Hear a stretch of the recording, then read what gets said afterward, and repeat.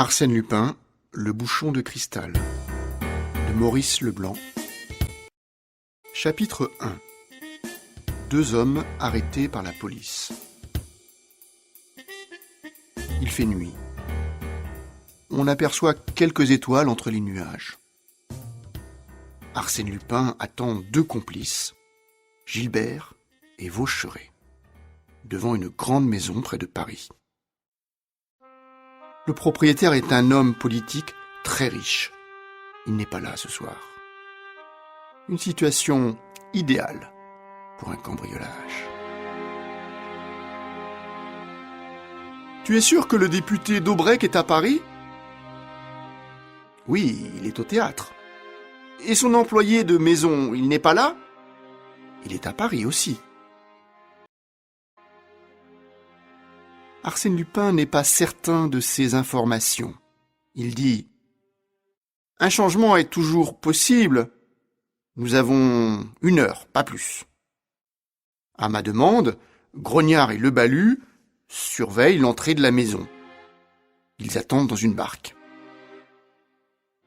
Gilbert a une clé.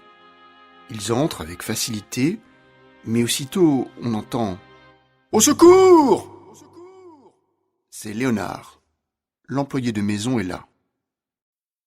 « Arrête, je n'aime pas ça. Je n'ai pas de revolver, moi. » « Attache cet homme. »« Regardez. » »« Oui, de très beaux objets, de grande valeur. » Arsène Lupin choisit les objets les plus chers. Vaucheray et Gilbert emportent les meubles. « Au secours ! Au secours !» Arsène Lupin entend à nouveau Léonard et puis... Que se passe-t-il ? Quand Arsène Lupin descend l'escalier, il voit Gilbert et Vaucheray à côté de Léonard. L'employé de maison est mort. Arsène Lupin dit « Mais vous êtes fou ! Je ne veux pas de sang. Vous savez bien, qui est le coupable ? » Vaucheray répond « C'est moi, mais... » Il n'a pas le temps de préciser. On entend « Police ! Police !»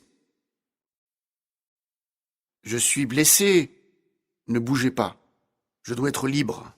Libre pour vous sortir de prison. »« Par ici ! Les coupables sont là ! Par ici !» Gilbert tient un petit objet dans sa main. Avant l'arrivée de la police, Arsène Lupin prend l'objet et le met dans sa poche. Un policier demande « Et l'employé de maison, où est-il ?»« Je ne sais pas, je viens d'arriver, » répond Arsène Lupin. La police arrête Gilbert et Vaucheray. Un homme dit « L'employé de maison, il est là, à côté, il est mort. » Il y a beaucoup de bruit. On parle de ce qui vient d'arriver. Arsène Lupin offre des cigarettes à un groupe de policiers et il sort de la maison. Il part tranquillement, avec Grognard et Lebalu sur la barque, chargée d'objets volés. « Emportez tout ça. Moi, je vais prendre un taxi. » Quand la police réalise la disparition du 3e homme, il est trop tard. Elle comprend que l'inconnu est complice des 2 hommes arrêtés. Peu de temps après, on retrouve une carte signée Arsène Lupin. C'est donc lui.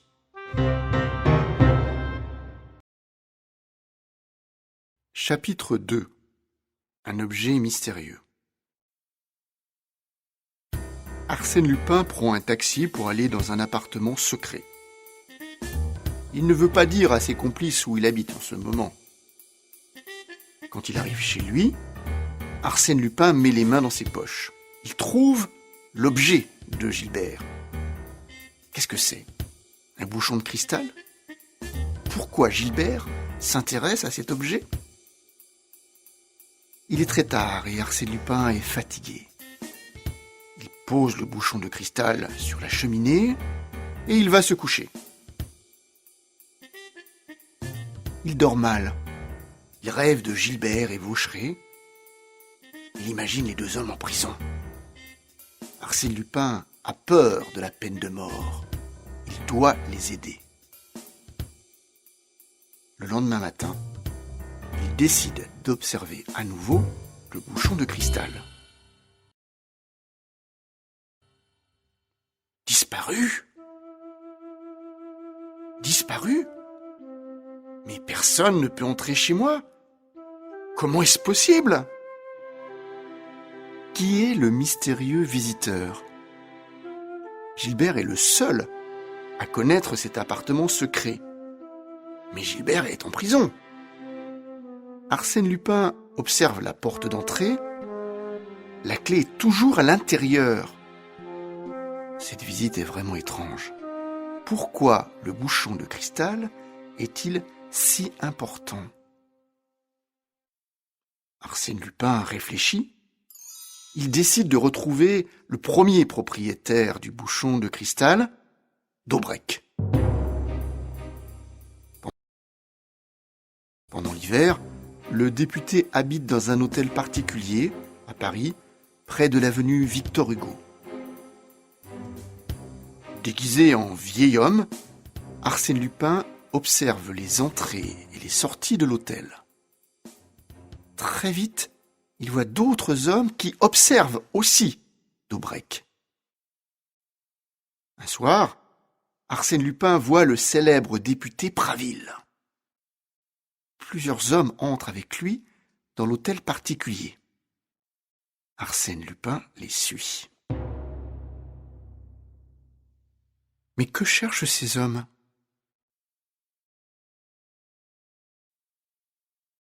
Monsieur Praville, voilà Daubrec. Il revient. Bon, partons maintenant. Et moi, vite derrière ce rideau. Peu de temps après, Daubrec arrive dans son bureau. Arsène Lupin ne bouge pas. Il observe le député qui va s'asseoir et qui écrit. Puis l'homme se lève, il va en direction d'Arsène Lupin et il dit « Bonsoir, je sais que vous êtes là. Sortez !» Arsène Lupin est devant Daubrec. Il n'a pas le temps de dire un mot. Daubrec continue. « Vous êtes de la police. Alors, portez ce message à Praville. » Ouf, le député croit qu'il est de la police. Arsène Lupin ne reste pas plus longtemps. Quand il est dans la rue, il lit le message. Cher Praville, aujourd'hui encore, tu pars les mains vides. Tu ne sais pas chercher. Si j'arrive avant ton départ, la prochaine fois, je te tue. Daubrec. C'est étrange. Daubrec sait que Praville vient chez lui pendant son absence. Mais que cherche-t-il ? Un document secret ? Un peu plus tard, Arsène Lupin arrive dans son appartement. Son employé de maison lui dit « Monsieur, une dame vous attend dans le salon. »« Ah bon ? Personne ne sait que j'habite ici. » Mais quand il va dans le salon, il n'y a personne. Disparu ? La fenêtre est ouverte ? C'est étrange. Ah, autre chose, il y a une lettre sur votre bureau. Une lettre pour Monsieur de Beaumont. Monsieur de Beaumont, c'est le faux nom que je porte quand Gilbert m'écrit. Il cherche à me parler, c'est sûr. Quand il regarde son bureau, la lettre n'est plus là. Disparue aussi. C'est donc cette femme. Elle doit connaître Gilbert. Mais qui est-elle ? Que veut-elle ? Arsène Lupin décide de retourner chez Daubrec. Mais comment faire ? Il demande à Victoire, une très bonne amie, de se présenter chez le député, car l'homme politique cherche une employée. Victoire est maintenant employée de maison chez Daubrec. Arsène Lupin peut observer ce qui se passe dans l'hôtel. Le député reçoit des visites, souvent la nuit. Des hommes importants lui donnent de l'argent. Cela ne semble pas très honnête. Un soir, il aperçoit un enfant dans le bureau vide du député. Le petit visiteur cherche quelque chose avec insistance. « Ah, je vais savoir qui fait ces mystérieuses visites !»« Ne t'inquiète pas, on va chez moi. »« Mon fils, Jacques, tu vas bien ? Et vous, que cherchez-vous chez Daubrec ? Le bouchon de cristal ? Je ne sais pas pourquoi cet objet est si important. Je veux avant tout aider Gilbert et Vaucheray. »« Gilbert, oh mon... » »« Gilbert est votre fils, n'est-ce pas ? » ?»« Oui. » Clarisse continue. « Mon fils est en prison. L'employé de maison est mort. Ce n'est pas Gilbert, il est innocent. » Mais quelle relation il y a entre Gilbert, le bouchon de cristal, Clarisse et Daubrec ? Chapitre 3. La disparition de Daubrec. L'enfant dort maintenant. Arsène Lupin veut parler avec Clarisse. Il lui dit « Je vais sauver Gilbert, mais je dois savoir certaines choses. Mon mari est mort il y a 3 ans. Votre mari ? Victorien Mergy, le député. » Arsène Lupin se souvient de cette mort très commentée dans les journaux. Il demande « Connaît-on la raison de sa mort ? » Le nom de mon mari est sur la liste des 27. Les 27 hommes politiques accusés dans le scandale du canal des 2 mers ? Oui, mais son nom est là par erreur. Je comprends maintenant. Daubrec a cette liste, n'est-ce pas ? Oui, et cette liste est dans un bouchon de cristal.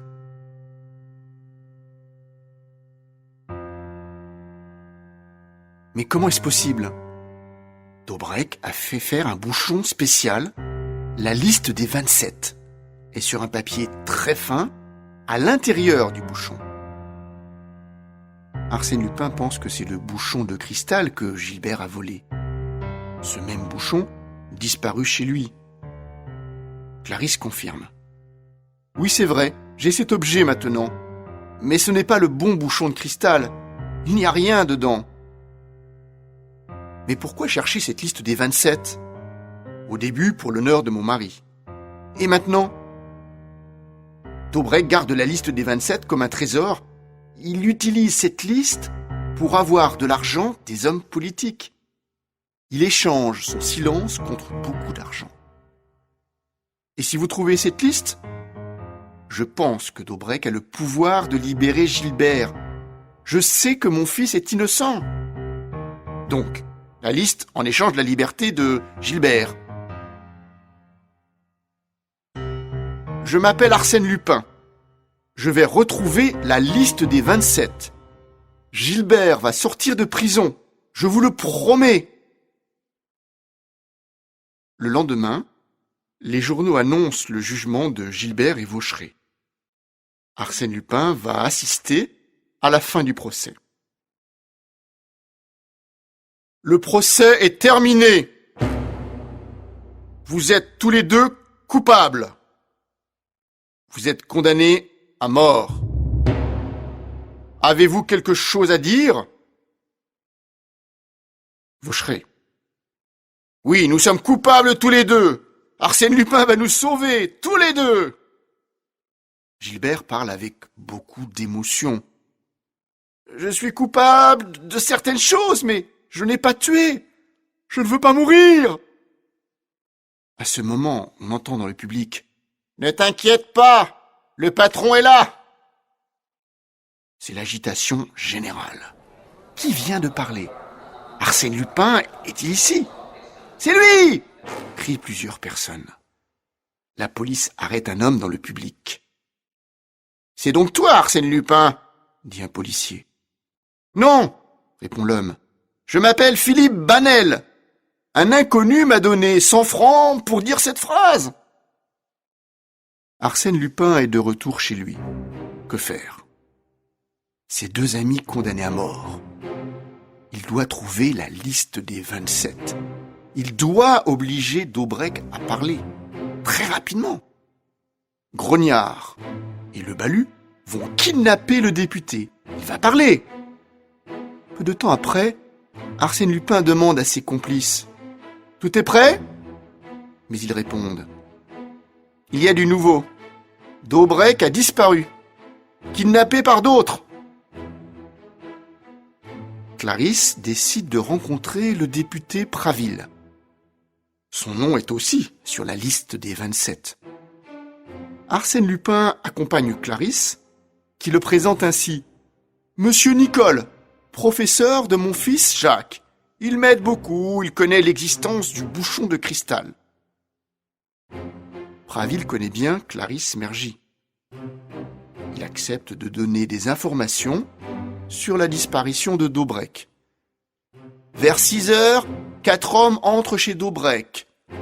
Peu de temps après, ils repartent avec lui, dans une automobile. Qui peut kidnapper Daubrec? C'est un homme qui cherche aussi le bouchon de cristal. Après une longue discussion, tous les trois pensent au marquis d'Albufex.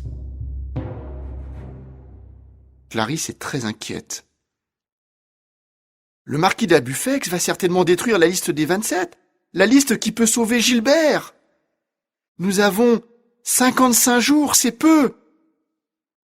Arsène promet de retrouver le marquis. Il promet de retrouver Daubrec. Une semaine après, Lupin prend le train à la gare du Nord. Dans ce train, il y a aussi le marquis d'Albufex. Un peu plus tard, une voiture l'attend. Notre marquis va certainement au château de Montmaur. Des hommes parlent au marquis. Je vais les écouter. Rien. Il ne veut rien dire. Mais ce soir, à 10 heures, il va parler. Daubrec est prisonnier ici. Des hommes sont devant la porte. Il faut que je trouve une autre entrée.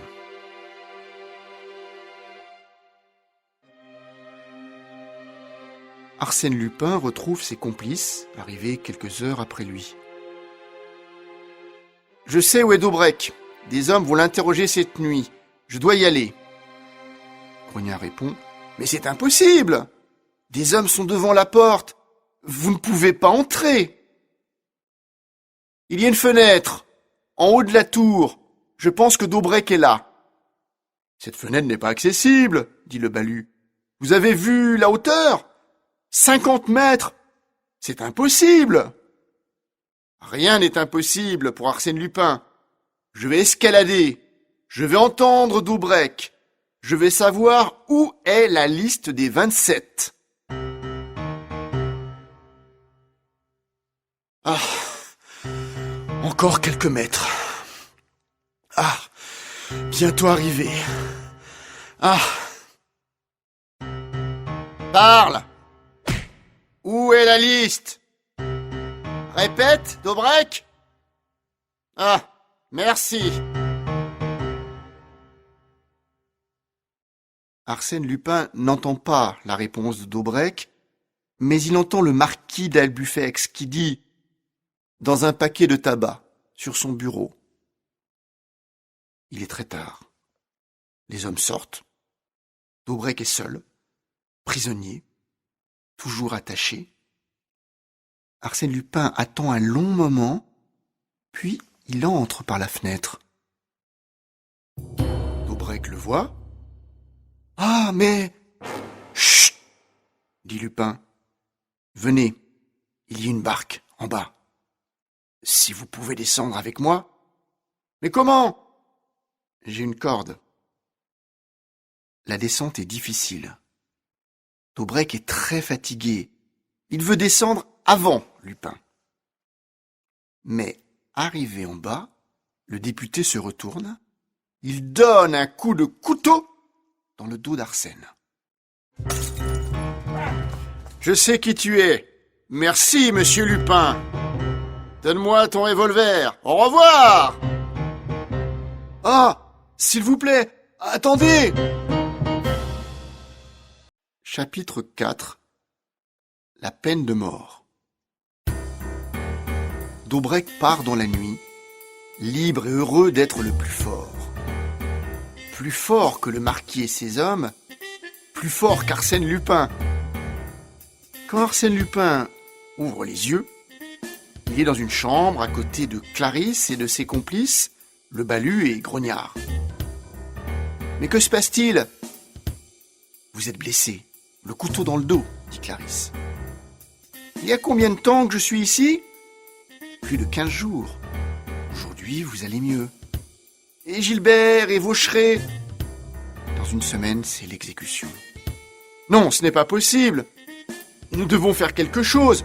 Où est Daubrec ? » ?»« Je ne sais pas, mais la police a arrêté le marquis d'Albufex. »« Et le bouchon de cristal ? » C'est Daubrec qui l'a. Quelques jours après, le député Daubrec va à Nice.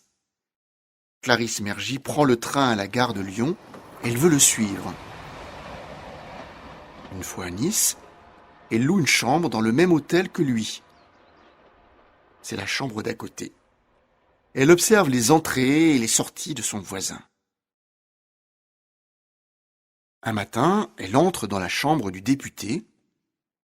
Elle cherche le bouchon de cristal dans les sacs de voyage, dans la salle de bain, dans tous les meubles, mais rien. Elle entend « Je peux t'aider ?» C'est Daubrec. Il est là, derrière elle. « Je viens de recevoir cette information. Elle t'intéresse, je pense. » Clarisse lit. L'exécution a lieu mardi. Mardi, ce n'est pas vrai, dans 2 jours. Oui, dans 2 jours. Écoute-moi, Clarisse. Ne me parlez pas ainsi. Tu n'as pas le choix. Je peux sauver ton fils, à condition... À quelle condition ? À condition que tu deviennes ma femme. La porte de la chambre s'ouvre. Ça y est, Daubrec. Et voilà pour toi, cher Daubrec. Tu vas dormir pendant un moment.